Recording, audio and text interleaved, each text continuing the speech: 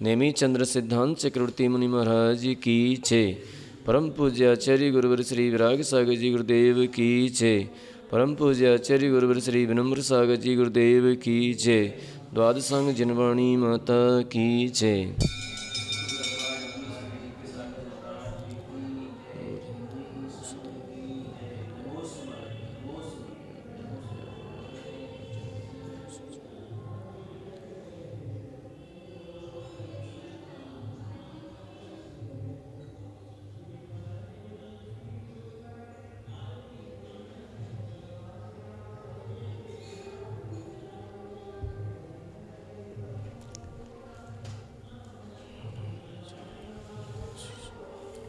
Government सार कर्म कांड के अंतर्गत देख रहे हैं अपन योग स्थानों का भी विवेचन चल रहा है। पहले हम बता चुके हैं कि 3 प्रकार के योग, उपपाद योग स्थान, एकांतानुवृत्ति योग स्थान और पारणामिक योग स्थान। इस तरह से 3 प्रकार के योग स्थान। अब आगे इनका स्वरूप, इनके अवयव बताए थे। तो अवयव में क्या क्या इनके, तो अवयव में नंबर 1 अविभागी प्रतिच्छेद, उनका समूह वर्ग। तो नंबर 1 वर्ग। फिर वर्ग के समूह को क्या कहते हैं, वर्गणा। और वर्गणा के समूह को क्या कहते हैं, गुणानी। और गुणानी के समूह को नाना गुणानी। और नाना गुणानी के समूह को स्पर्धक कहते हैं। तो इस तरह से इनके 5 अवयव हैं, 5 अवयव बताए। अब उन अवयवों का स्वरूप कहते हैं कि वो क्या है आखिर। ठीक है, अब ये अपनी बात आती है। तो जो है देखते हैं गाथा नंबर 224 नंबर गाथा को देखेंगे। पल्ला संख्ये जदिमा, पल्ला संख्ये जदिमा, गुणहानि सलाहवन्ति इगीठाणे, गुणहानि सलाहवन्ति इगीठाणे, गुणहानि पड्डयाओ, असंख्य भागम तुसेडिये, असंख्य भागम तुसेडिये। पढ़िए, एक बार पढ़ लो।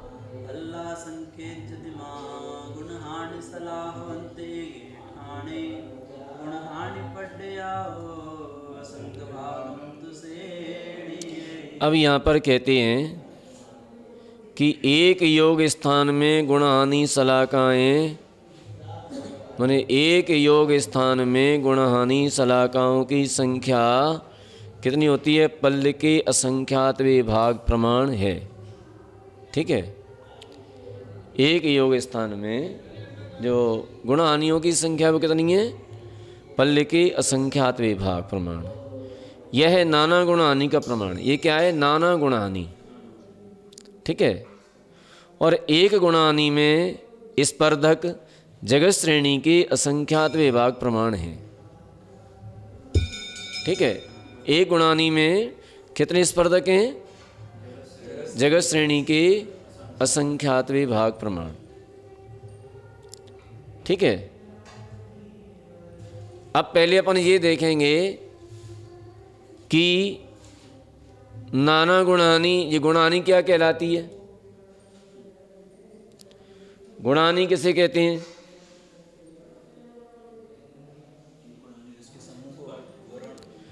गुणहानि स्पर्धक के समूह को गुणहानि कहते हैं। ठीक है, स्पर्धक के समूह को गुणहानि कहते हैं। अब इसका नाम गुणहानि क्यों है,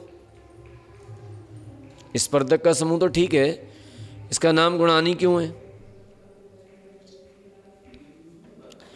गुणानी किसे कहते हैं? जिसमें द्रव्य आधा हो जाए,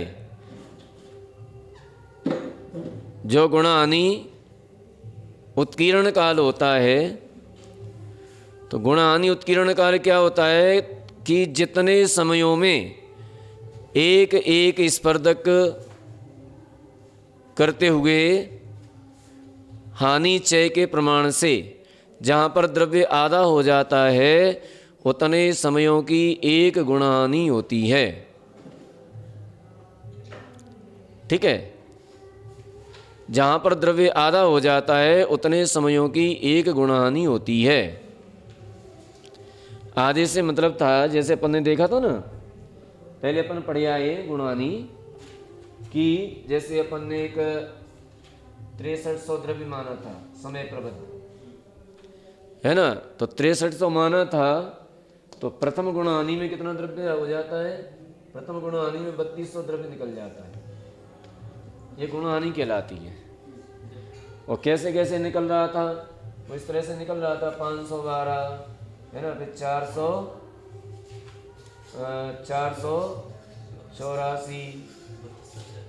32 कम करते करते। तो ये गुणानी माने जितने समय में ये द्रव्य आधा रह जाए उतने समयों की एक गुणानी होती है। एक एक निश्चय निकलते निकलते आधा रह जाए, ये क्या है? ये एक निषेक है। इसमें कितनी वर्गणाएं हैं? 512। ठीक है, 512 वर्गणाओं का एक निषेक है जी। तो ऐसे एक एक निषेक, इसमें कितनी है? अब 32 कम हो गई, फिर आगे और 32 कम हो जाएंगी, 32 कम करते करते ये हानिचय है। तो हानिचय कम करते करते जहाँ पर ये इसका द्रव्य कुछ अधिक आधा हो जाए, वो एक गुणानी कहलाती है। है समझ में? एक गुणानी। फिर अगली गुणानी आएगी, दूसरे नंबर की गुणानी, उसमें इसमें से भी आधा हो जाए। अब इसमें से आधा बचेगा, उसमें से भी आधा हो जाए, तो इसका आधा कितना हो जाएगा? 1600। तो अगली गुणानी 1600 निकल जाएगा। फिर अगली गुणानी में उससे भी आधा हो जाए, फिर अगली गुणानी में उससे भी आधा हो जाए। और इन सारी गुणानियों के समूह को नाना गुणानी कहते हैं। ठीक है, जितनी गुणानियों में द्रव्य पूर्ण रूप से खत्म हो गया है उतनी गुणानियों को क्या कहते हैं? नाना गुणानी। और नाना गुणानियों के समूह को एक योग स्थान कहते हैं। ठीक है, गुणानी, नाना गुणानी, और नाना गुणानियों के स्थान को एक योग स्थान कहते हैं। ठीक है, इसमें स्वाभाविक रूप से इतना ही द्रव्य निकलता है कि कम ज्यादा किसमें? आधा, आधे से कुछ अधिक। हाँ, तो इसमें 6300 है, अब 3200 दूनी 64 होते हैं, तो ये 3200 द्रव्य निकलेगा, मैंने आधे से कुछ अधिक हो गया। कार्बन निकल रहा है, मतलब अपनी प्रतिक्षण जो क्रिया चल रही है कोई तो चल रही है, वही, तो उसमें प्रतिक्षण इतना इतना निकल रहा है। हाँ, और जो अपन थप आदि विशेष करेंगे तो उसमें उस समय ज़्यादा भी निकलता है। उस समय ज़्यादा प्रमाण निकलेगा इसका। इतना द्रव्य प्रत्येक समय निकलता है और इतना ही द्रव्य प्रत्येक समय आता है। तो प्रत्येक समय की बात है ना? हाँ, यानी ये तो एक मानक माना है अपन ने। आते तो कितने? अनंत आते हैं। ठीक है, अर्थ संदृष्टि में एक समय में कितने प्रदेश आते हैं, कितने कर्म आते हैं? सिद्धों के अनंत विभाग और अभव्य राशि से अनंत गुणे, ये तो अपन एक मानक माना है। ठीक है ना, तो जितने कर्म आ रहे हैं उतने ही निकल रहे हैं। फिर भी हमारी सत्ता में कुछ कम 1.5 गुणानी प्रमाण समय से गुणित समय प्रबद्ध प्रमाण द्रव्य प्रत्येक समय पाया जाता है। ठीक है, हाँ, प्रत्येक जीव के कुछ कम 1.5 गुणानी से गुणित समय प्रबद्ध प्रमाण द्रव्य प्रत्येक समय हमारी सत्ता में पाया जाता है। चाहे वो एक इंद्रिय जीव हो, चाहे वो पंचेंद्रिय हो, चाहे वो नारकी हो, चाहे देव हो, चाहे मनुष्य हो, कुछ भी हो। हाँ, कोई भी हो। डेढ़ गुणा कुछ कम डेढ़ गुणानी से गुणित समय प्रबद्ध प्रमाण द्रव्य प्रत्येक समय हमारी सत्ता में पाया जाता है। इसमें ये कर्मकांड में पीछे एक चार्ट दिया हुआ है, त्रिकोण रचना, त्रिकोण रचना। तो वो त्रिकोण रचना बनती है। अब जब भी अवसर मिलेगा उसको हम समझा देंगे, समय आएगी, क्योंकि अभी उसका प्रकरण नहीं है ना। तो जब प्रकरण जैसा ही आएगा तो उसको हम समझा देंगे। ये वाली है, ये वाली त्रिकोण रचना, पेज नंबर है ये 788। ये वाली, ये जो त्रिकोण रचना है ये वाली, तो ये त्रिकोण रचना, ये कर्म की रचना इस तरह से बनती है। तो इतना द्रव्य प्रत्येक समय हमारी सत्ता में पाया जाता है। ठीक है, ये प्रत्येक समय पाया जाता है इतना द्रव्य सत्ता में। अब इसको समझा देंगे हम, कभी अवसर मिलेगा जैसे ही तो हम समझा देंगे इसको, है ना, क्योंकि धीरे धीरे अपन चलेंगे, नहीं तो विषय से विषयांतर हो जाएगा। तो अपन अपने विषय पर आते हैं। तो जो योग स्थान है उनके अवयव बता रहे हैं। तो उनके अवयव जो है अविभागी प्रतिच्छेदों का समूह वर्ग, और वर्ग के समूह का, वर्ग का समूह वर्गणा, और वर्गणा के समूह का नाम क्या कहलाता है, स्पर्धक, और स्पर्धक के समूह को गुणहानि, और गुणहानि के समूह को नाना गुणहानि। ठीक है, ऐसा। तो एक योग स्थान में गुणानी की शलाकाएं माने नाना गुणानियाँ कितनी पाई जाती हैं, पल्योपम के असंख्यात विभाग। ठीक है, और एक गुणानी में स्पर्धक जगत श्रेणी के असंख्यात विभाग प्रमाण हैं। एक गुणानी में स्पर्धक कितने हैं, जगत श्रेणी के असंख्यात विभाग। पेज नंबर है 182, गाथा नंबर 224। ठीक है, जगत श्रेणी क्या कहलाती है, हमने बताया था। जगत श्रेणी एक प्रदेश क्या, एक प्रदेश चौड़ी और 7 राजू लंबी आकाश प्रदेश की पंक्ति को जगत श्रेणी कहते हैं। ठीक है, एक प्रदेश चौड़ी या मोटी और 7 राजू लंबी आकाश प्रदेश की पंक्ति को जगत श्रेणी कहते हैं। ठीक है, तो जगत श्रेणी के असंख्यात विभाग, उस जगत श्रेणी में असंख्यात विभाग देने पर जो संख्या आए उतनी जो है एक गुणानी में स्पर्धकों की संख्या होती है।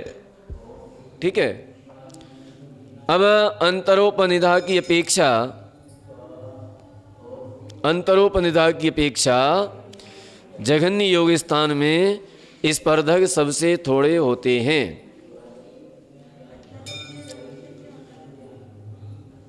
जे अंतरोपनिधा और परंपरोपनिधा, ये दो पद्धतियां हैं द्रव्य को बतलाने की।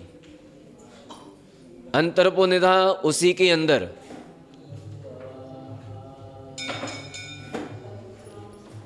तो यहाँ पर ये दो पद्धतियों के माध्यम से ये बतलाया जाता है कि किसमें कितना द्रव्य है। ठीक है, तो एक तो स्वयं के स्वयं ही बतलाता है और एक स्वयं से भिन्न करके बतलाता है। तो ये दो प्रकार की पद्धतियाँ हैं। तो अंतरोपनिधा की अपेक्षा जघन्य योग स्थान में स्पर्धक सबसे थोड़े होते हैं। जघन्य योग स्थान जो होता है ना, जघन्य योग स्थान, तो जघन्य योग स्थान में स्पर्धक कितने होते हैं, सबसे कम होते हैं। ठीक है, इनसे दूसरे योग स्थान में स्पर्धक विशेष अधिक होते हैं। जो दूसरा योग स्थान है उसमें स्पर्धक कितने हैं, विशेष अधिक हैं।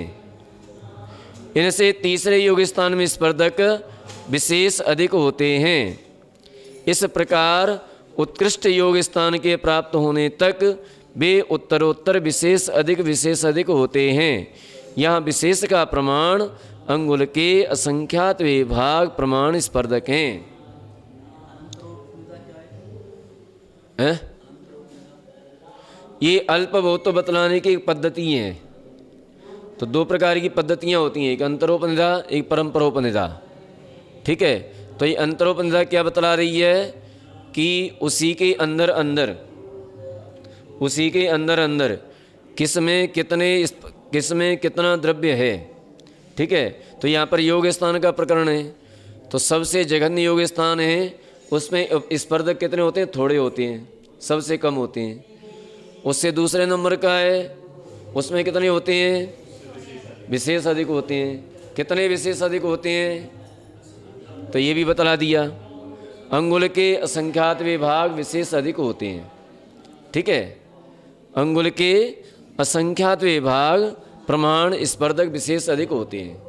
अब आती है परंपरोपनिधा की अपेक्षा जघन्य योग स्थान में जो स्पर्धक हैं उनसे जगत श्रेणी के असंख्यात विभाग प्रमाण स्थान जाकर स्पर्धकों की दूनी वृद्धि होती है। ठीक है, वो तो उसी के अंदर बतलाती है। जो उसी के अंतरंग में बतलाए वो अंतरोपनिधा है, और उससे भिन्न वस्तु का कथन करे वो परंपरोपनिधा है। ठीक है, तो कितने स्थान आगे जाकर के स्पर्धक दूने हो जाएंगे? जगत श्रेणी के असंख्यात विभाग प्रमाण स्थान आगे जाकर के स्पर्धक कैसे हो जाएंगे? दूने हो जाएंगे। जैसे कि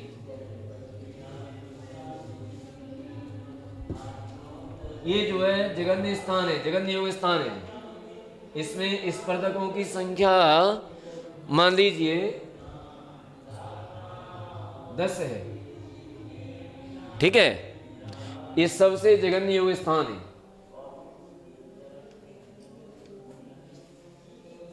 जघन्य योग स्थान,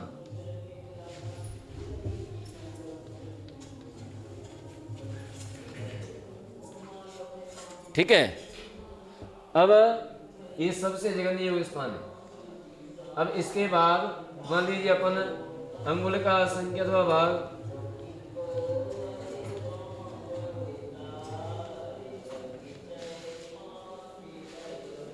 दो मान लेते हैं, दो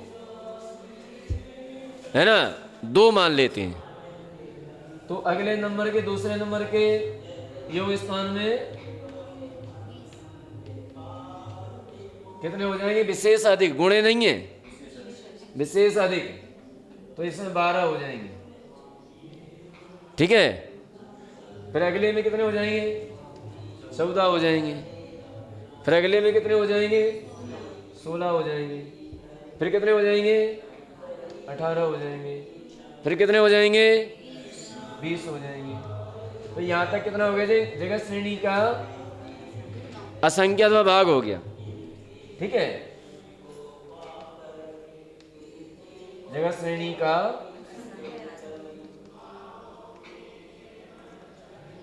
असंख्यात्व भाग हो गया। यहाँ स्पर्धक कितने हो गए? दूने हो गए ना। ये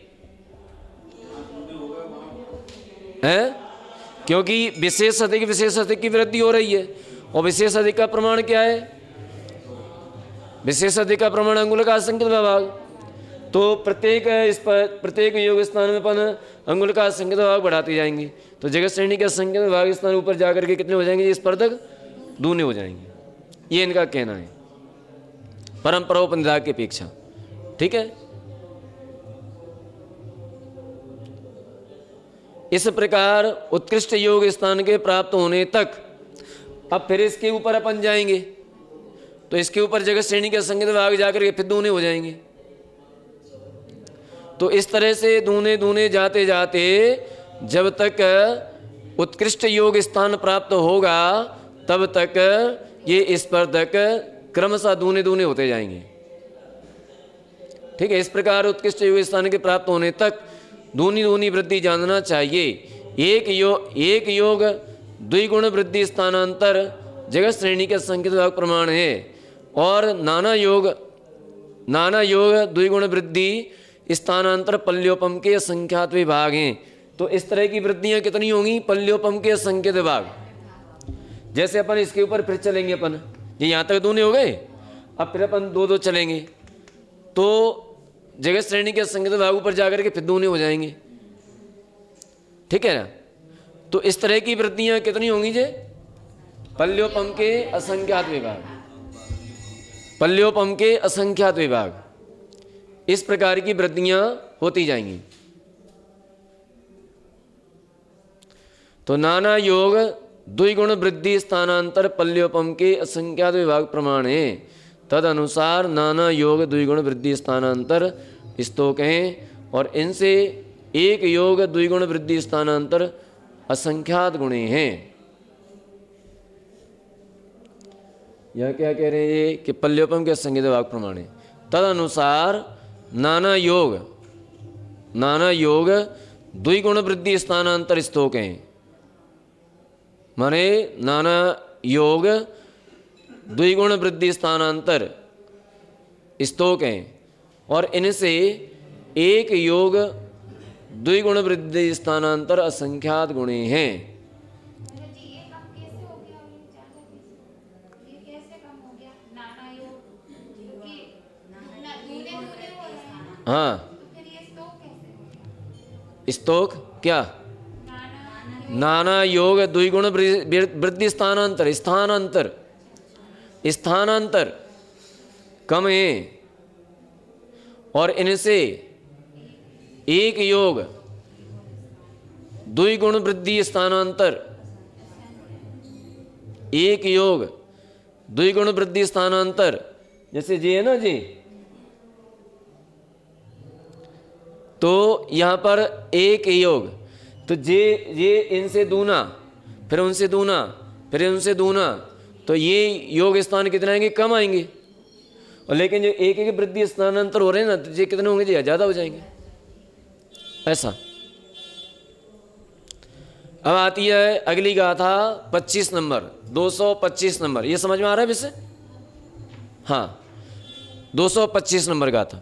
ये थोड़ा सा विषय अपना टिपिकल है थोड़ा सा, लेकिन समझ में आ रहा है अभी तक, है ना, और आता जाएगा, इसी तरह से आता जाएगा, ऐसी कोई दिक्कत नहीं आएगी। और जहाँ जितना समझ में आ जाएगा उतना ठीक है, और नहीं आएगा दोबारा पढ़िए, दोबारा पढ़ने में आ जाएगा, तीसरी बार पढ़िए, क्योंकि ये विषय अपना नया है और नया होने के कारण कोई भी विषय एक बार में पूरा समझ में नहीं आता, 2 बार 3 बार 4 बार यूँ मान के चलो कि कर्मकांड अपना 15-20% समझ में भी आ रहा है एक बार में, तो बहुत बड़ी उपलब्धि समझो, ठीक है ना। दूसरी बार पढ़ेंगे तो 30-40 बार आ जाए, 30-40% आ जाएगा। जी योग स्थान तो आ गए थोड़े हैं? थोड़े थोड़े योग स्थान तो समझ में आ गए। समझ में आ रहे हैं? बिल्कुल आएंगे, ऑडियो से वीडियो से सुना था। हाँ आ जाएंगे, आ जाएंगे। माने कितने परसेंट समझ में आ रहा है आपके? 10 भी आ रहा है तो भी 1% भी आ रहा है तो भी कितना आ रहा है अभी? नहीं, ऐसा नहीं है, 50-60 तो आ रहा होगा, 50% समझ में आ रहा होगा। आप लोगों को 10-20 भी आ जाए तो बहुत अच्छी बात है, हमारा चीज तो गलत फहमी है ना। अब इसके बाद आप समझते रहना और इन लोगों को पढ़ाते रहना।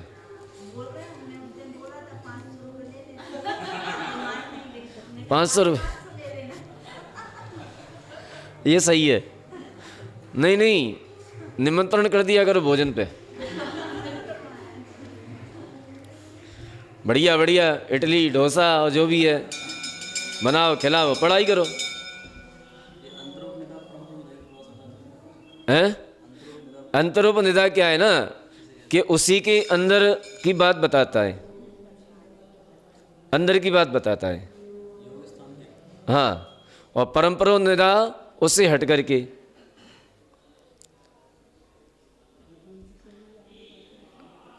ठीक है, जैसे अपन ये देखें कि मनुष्य है, मनुष्य तो मनुष्यों में एक कमरे में मनुष्य हैं, तो उसमें वो परम अंतरोपनिधा ये छटनी करके बताएगा, इसमें महिलाएं कितनी हैं, इसमें पुरुष कितने हैं, इसमें बच्चे कितने हैं। ठीक है, और परंपरोपनिधा ये बतलाएगा कि अगले कमरे में कितने हैं, इनसे कम है कि ज़्यादा है? तो इस कमरे में कम है, उस कमरे में ज़्यादा है, अलग हट के बताइए ऐसा। फड्डयगे एक एक के, फड्ड गए एक एक के, बग्गण संकाउ तत्तिया लावा, बग्गण संकाहु तत्तिया लावा, एक एक बग्गणाए, एक एक बग्गणाए, असंक पदराहु बग्गाओ, असंक पदराहु बग्गाओ। पढ़िए एक बार।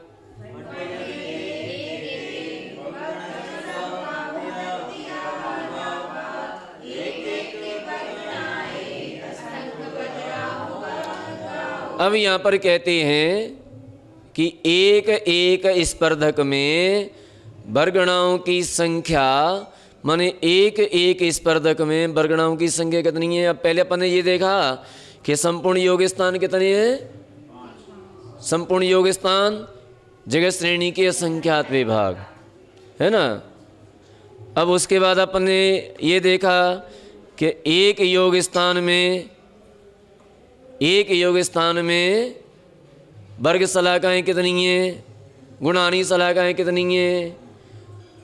तो बोले गुणानी शलाकाएँ पल्योपम के असंख्यात विभाग हैं, है ना। ये समझ में आ रहा है। अब एक एक गुणानी में कितने कितने स्पर्धक हैं? तो बोले एक एक गुणानी में कितने स्पर्धक हैं?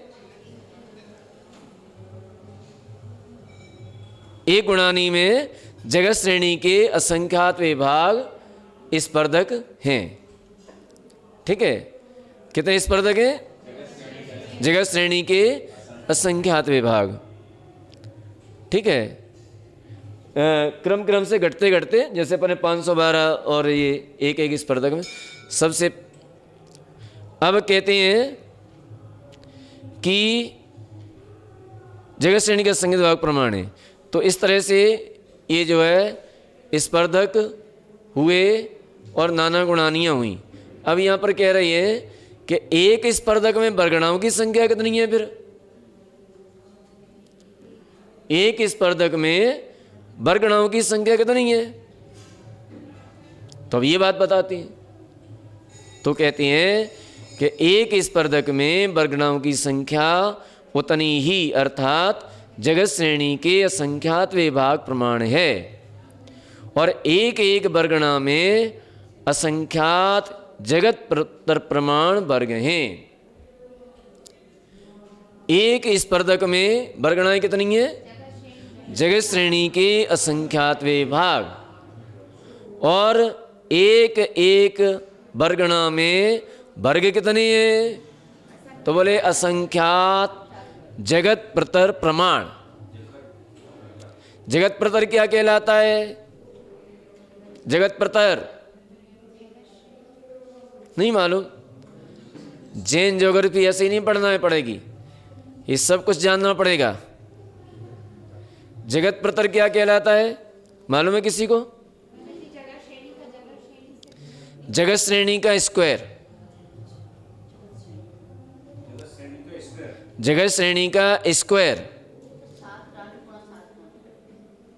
7 राजू इंटू 7 राजू, ये क्या हो गया? 49 हो गया, 54 नहीं हुआ। ये क्या हो गया? जगत प्रतर। यानी 7 राजू लंबी और 7 राजू चौड़ी आकाश प्रदेश की पंक्ति को क्या कहते हैं? जगत प्रतर। लोक में कितने जगत प्रतर हैं? संपूर्ण लोक में कितने जगत प्रतर हैं?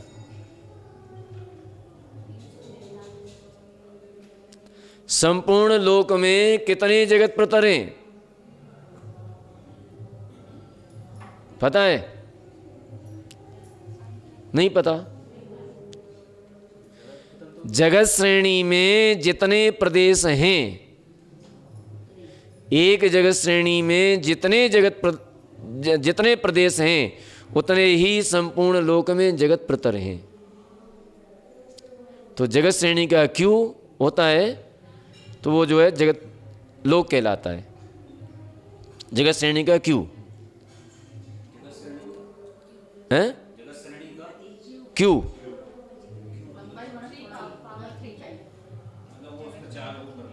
घन, 7 राजू लंबा, 7 राजू चौड़ा और 7 राजू मोटा, ये क्यों घन कहलाता है। तो इतने जगत प्रतर होते हैं, ठीक है ना। 347 राजू घन राजू, 343 घन राजू, ठीक है।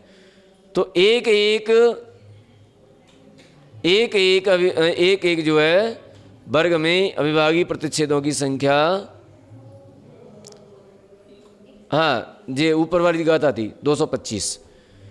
तो जो अविभाज्य प्रतिच्छेदों की संख्या है, जो असंख्य जगत क्या नाम है वर्ग जो होते हैं, एक वर्गणा में असंख्यात जगत प्रमाण वर्ग होते हैं। असंख्यात जगत प्रमाण वर्गों की संख्या होती है, ठीक है। अब इसका विशेषार्थ देखते हैं। योग अविभाज्य प्रतिच्छेदों की अपेक्षा समान सब जीव प्रदेशों को ग्रहण कर एक वर्गणा होती है, ठीक है।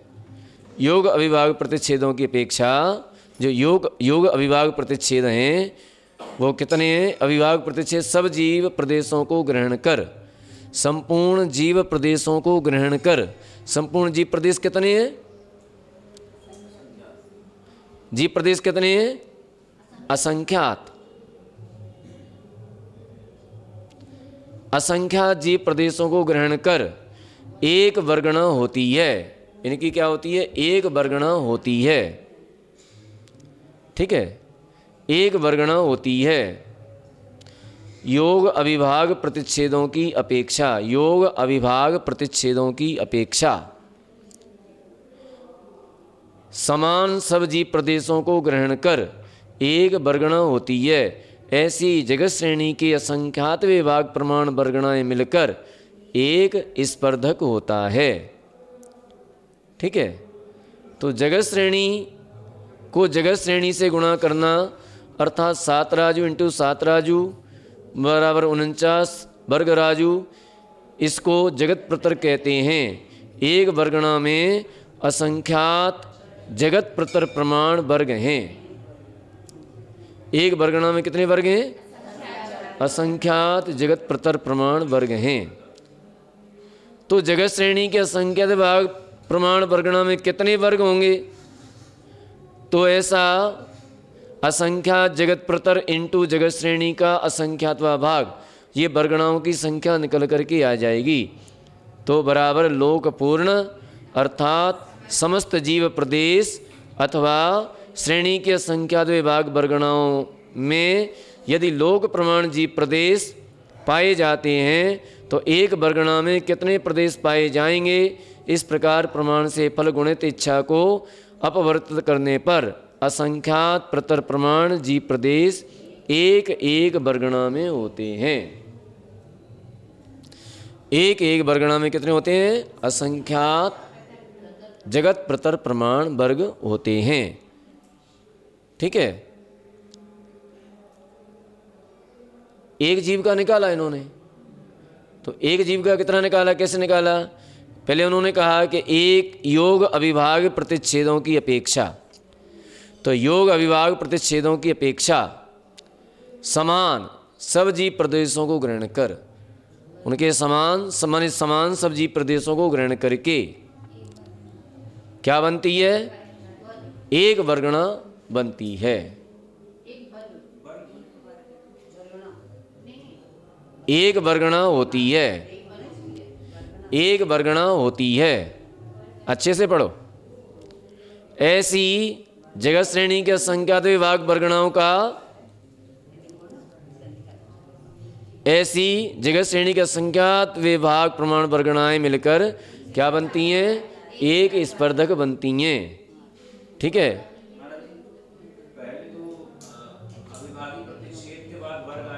हाँ, क्यों? अविभागी प्रतिच्छेदों के वर्ग को, अविभागी प्रतिच्छेदों के समूह को वर्ग कहते हैं और वर्ग के समूह को वर्गणा कहते हैं। तो अविभागी प्रतिच्छेद थे, अब अविभागी प्रतिच्छेदों के समूह की क्या बनेगी? वर्गणा बनेगी। ठीक है? नहीं, अविभागी प्रतिच्छेदों के समूह को वर्ग बना और वर्ग के समूह की क्या बन गई? वर्गणा बन गई।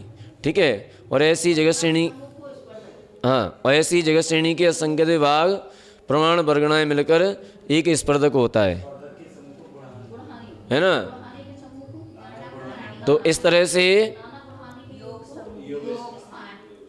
से जो लोकपूर्ण अर्थात समस्त जीव प्रदेश अथवा श्रेणी के असंख्यात विभाग वर्गणा शलाकाओं में यदि लोक प्रमाण जीव प्रदेश पाए जाते हैं तो एक वर्गणा में कितने प्रदेश पाए जावेंगे?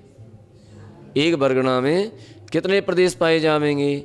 इस प्रकार प्रमाण से फल गुणित इच्छा को अपवृत्त करने पर असंख्यात प्रतर प्रमाण जीव प्रदेश एक एक वर्गणा में होते हैं।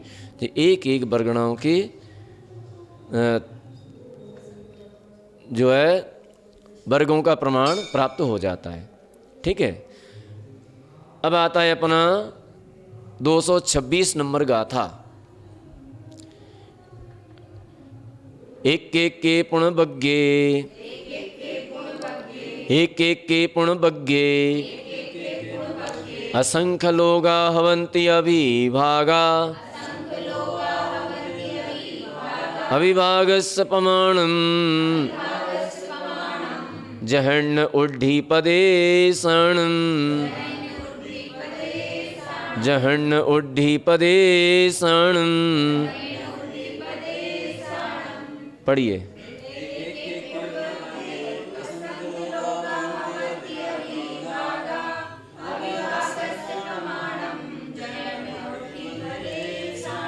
अब यहाँ पर कहते हैं कि एक एक वर्ग में असंख्यात लोक प्रमाण अविभाग प्रतिच्छेद होते हैं। एक एक वर्ग में असंख्यात लोक प्रमाण अविभाग प्रतिच्छेद होते हैं। एक एक वर्ग में कितने विभाग प्रतिच्छेद होते हैं? असंख्यात लोक प्रमाण। ठीक है? और एक अविभाग प्रतिच्छेदों का प्रमाण प्रदेशों में शक्ति की जघन्य वृद्धि रूप जानना। एक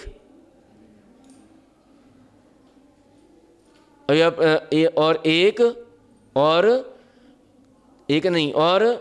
अविभाग प्रतिच्छेदों का प्रमाण प्रदेशों में शक्ति की जघन्य वृद्धि रूप जानना। यानी एक एक जीव प्रदेश में असंख्यात लोक प्रमाण योगा अविभाग प्रतिच्छेद होते हैं। एक जीव प्रदेश में कितने अविभाग प्रतिच्छेद होते हैं? असंख्यात लोक प्रमाण। जिसका दूसरा भाग न हो सके ऐसी शक्ति के अंश को क्या कहते हैं? अविभाग प्रतिच्छेद। तो ऐसे अविभाग प्रतिच्छेद जीव के एक एक प्रदेश में कितने पाए जाते हैं? असंख्यात लोक प्रमाण। ठीक है?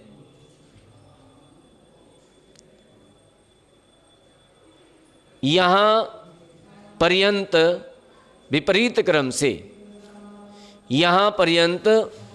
क्रम से कथन किया। अतः सीधा क्रम इस प्रकार है कि अविभाग प्रतिच्छेदों का समूह वर्ग और वर्ग का समूह वर्गणा और वर्गणा का समूह स्पर्धक, स्पर्धक का समूह गुणानी और गुणानी का समूह नाना गुणानी और नाना गुणानी का समूह एक योग स्थान होता है। ये सीधा क्रम दिया गया और पहले भी बताया था हमने, यही क्रम बताया था पहले, यही क्रम तो बता रहे हैं।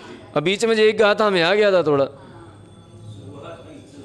हाँ, शुरुआत वहीं से की थी अपन ने। तो अब कहते हैं यहाँ पर कि अथानंतर योग स्थान में सर्व स्पर्धक आदिकों का प्रमाण कहते हैं। अब योग स्थानों में स्पर्धक आदि का प्रमाण कहते हैं। अब ये क्रम से कहेंगे, अभी अक्रम से कहा उन्होंने, ठीक है। तो अब कह रहे हैं कि इगिठान फड्ड याओ, इगिठान फड्ड याओ, भगण संख्या पदेश गुण हानि, श्रेणीय संख्य जदिमा, असंख्य लोगाहु अविभागा, असंख्य लोगाहु अविभागा। पढ़िएगा था।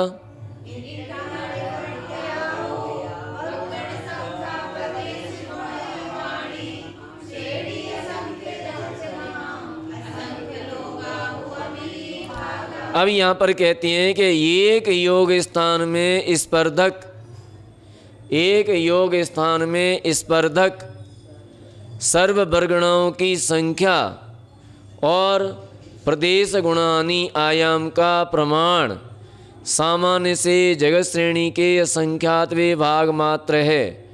देखो क्या क्या हो गया। एक योग स्थान में सर्व स्पर्धक, एक योग स्थान में सर्व स्पर्धक कितने हो गए? जगत श्रेणी के संख्यात विभाग, ठीक है। और सर्व वर्गणाओं की संख्या वो भी जगत श्रेणी के संख्यात विभाग, और एक एक स्पर्धक में और प्रदेश गुणानी आयाम का प्रमाण, प्रदेश गुणानी आयाम का प्रमाण, ये सब कितने हैं? जगत श्रेणी के असंख्यात विभाग, ठीक है। किंतु वास्तव में वे परस्पर हीनाधिक हैं तो जगत श्रेणी के असंख्यात विभाग, लेकिन परस्पर में हीनाधिक हैं, कम अधिक हैं। ऐसा नहीं कि सब एक जैसे। सामान्य से तो जगत श्रेणी के असंख्यात विभाग, और विशेषता से अपन देखेंगे तो क्या आएगा? कम अधिक आएंगे, ठीक है।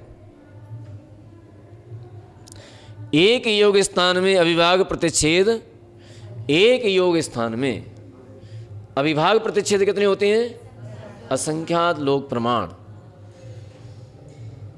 ठीक है। अब यहां पर देखते हैं कि एक गुणानी में जो स्पर्धक का प्रमाण है उसको एक स्थानगत नाना गुणानी के प्रमाण से गुणा करने पर जो लब्ध आया उतने प्रमाण एक योग स्थान में स्पर्धक हैं। जो क्या कह रहे हैं यहाँ पर कि एक गुणानी में जो स्पर्धक हैं, एक गुणानी में कितने स्पर्धक हैं तो उनकी संख्या निकालेंगे अब, ठीक है। एक गुणानी में कितने स्पर्धक आएंगे उसकी संख्या प्राप्त करने के लिए क्या कह रहे हैं यहाँ पर कि उसको एक स्थानगत नाना गुणानी के प्रमाण से गुणा करने पर जो लब्ध आया उतने प्रमाण एक योग स्थान में स्पर्धक हैं। एक स्पर्धक गत वर्गणाओं को एक योग स्थान में पाए जाने वाले स्पर्धकों के प्रमाण से गुणा करने से जो लब्ध आया उतने प्रमाण एक योग स्थान में वर्गणाएं होती हैं। अब अलग अलग किसमें कितने स्पर्धक होते हैं, कितनी वर्गणाएं होती हैं, अब ये निकालेंगे। तो एक स्पर्धक में वर्गणा का प्रमाण, एक स्पर्धक में वर्गणाएं कितनी होती हैं तो जगत श्रेणी के असंख्यात विभाग हैं, उसको एक गुणानीगत स्पर्धक के प्रमाण से गुणा करने पर जो लब्ध आवे उतने प्रमाण एक गुणानी संबंधी वर्गणाएं हैं। तो ये एक गुणानी संबंधी वर्गणाएं आ जाएंगी। यहाँ पर गुणकार का प्रमाण जगत श्रेणी के भाग प्रमाण से असंख्यात गुणहीन है, अन्यथा श्रेणी के असंख्यात विभाग की सिद्धि नहीं हो सकती। सो उक्त प्रमाण ही गुणहानि आयाम कहलाता है तथा इन सभी को सामान्य से जगत श्रेणी का असंख्यात भाग कहते हैं, क्योंकि असंख्यात के बहुत भेद हैं। असंख्यात जगत श्रेणी के असंख्यात विभाग के कितने भेद हैं? असंख्यात भेद हैं, ठीक है। तो उसके असंख्यात भेद हैं।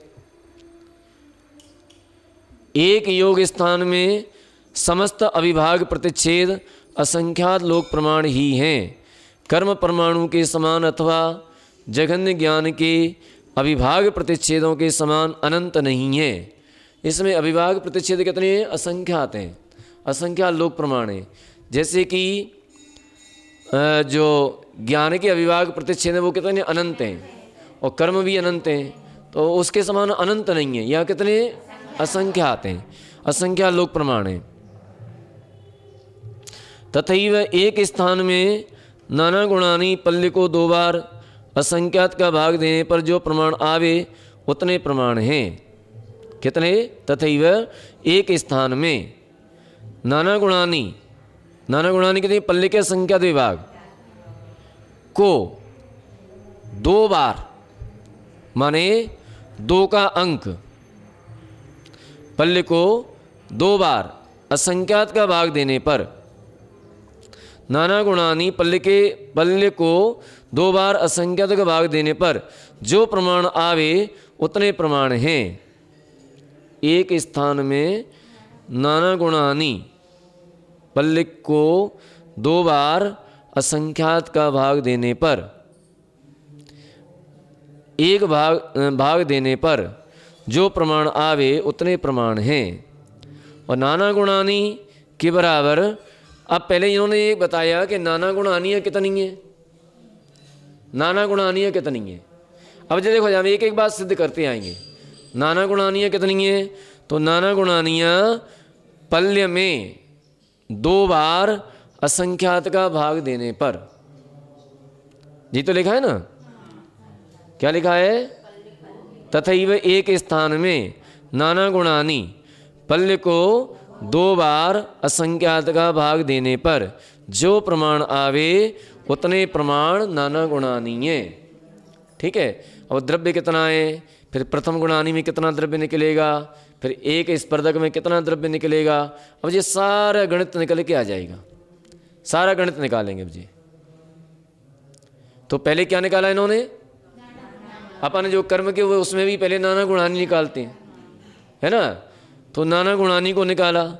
अब नाना गुणानी निकालने के बाद नाना गुणानी कितनी आई? पल्य के असंख्यात विभाग, ये तो आई ना।